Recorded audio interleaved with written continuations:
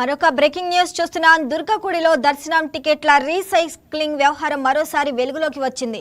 దుర్గమ్మ దర్శనానికి ఆదివారం భక్తులు రికార్డు స్థాయిలో రావడంతో ఉదయం 9 నుంచి మధ్యాహ్నం 3 వరకు అంతరాలయ దర్శనం టికెట్ల విక్రయాలు నిలిపివేశారు. దీంతో అధిక శాతం భక్తులు 100 రూపాయలు 300 రూపాయల దర్శనం టికెట్లు కొని దర్శనం చేసుకుంటున్నారు. ఎక్కువ మంది 100 రూపాయల దర్శనం టికెట్లు కొనుగోలు చేయడాన్ని గమనించిన దేవస్థానం ఒప్పంద ఉద్యోగి వాసు టికెట్ల కౌంటర్ ఫైల్ ఇవ్వకుండా వాటిని సెక్యూరిటీ గార్డు ఉమామహేశ్వరి దగ్గర ఉంచారు. ఈ విషయాన్ని ఆమె సెక్యూరిటీ సూపర్వైజర్ కు తెలియజేశారు. ఈవో సీనా నాయక్ ఆదేశాల మేరకు సూపరింటెండెంట్ శ్రీనివాస్ ఇచ్చిన ఫిర్యాదుపై వన్ టౌన్ పోలీసులు కేసు నమోదు చేశారు.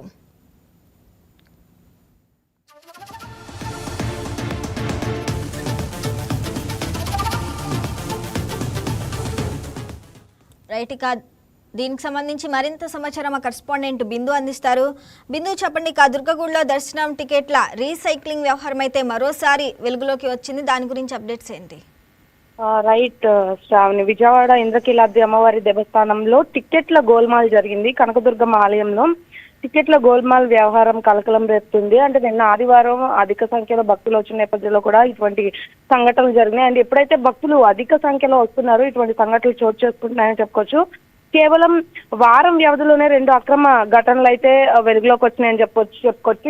ఇటువంటి టికెట్ గోల్మాల్ గతంలో కూడా ఒకటి జరిగింది. ఇప్పుడు ఇది రెండోదని కూడా చెప్పుకోవచ్చు. అయితే ముఖ్యంగా చూసుకుంటే దీనికి సంబంధించి అంటే అమ్మవారి ఆలయ ఆదాయానికి సంబంధించి గండి కొడుతూ కొంతమంది సిబ్బంది అయితే అక్రమాలకు పాల్పడుతున్నారని ఈవో ఆరోపిస్తున్నారు. ఆరోపణలే కాకుండా ఇది నిజం అని కూడా ఈవో చెప్తూ ఉన్నారు. గతంలో నకిలీ టికెట్లు 500 రూపాయల టికెట్ల వ్యవహారంలో ఈవో ఫిర్యాదుతో హోంగార్డ్ చంద్రశేఖర్ ని అయితే సస్పెండ్ చేసిన పోలీసులు ఇప్పుడు మళ్ళీ ఇది కొత్త అంటే రెండోసారి కొత్త ఘటన అయితే మళ్ళీ వెలుగులోకి వచ్చిందని చెప్పుకోవచ్చు.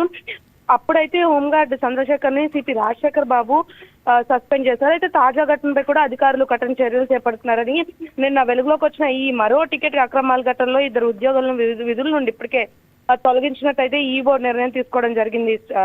శ్రావణి, అయితే పారదర్శకత లోపించడం వల్ల ఇటువంటి ఘటనలు జరుగుతున్నాయని కూడా చెప్తున్నారు. ఇంకా ఆలయంలో జరుగుతున్న అక్రమాలపై అధికారులు దృష్టి సారించి పూర్తి స్థాయిలో అయితే ఇటువంటివి మళ్ళీ పునరావృతం కాకుండా చూడాలని కూడా అంటూ ఉన్నారు. Shravani, right Bindu, thanks for the updates.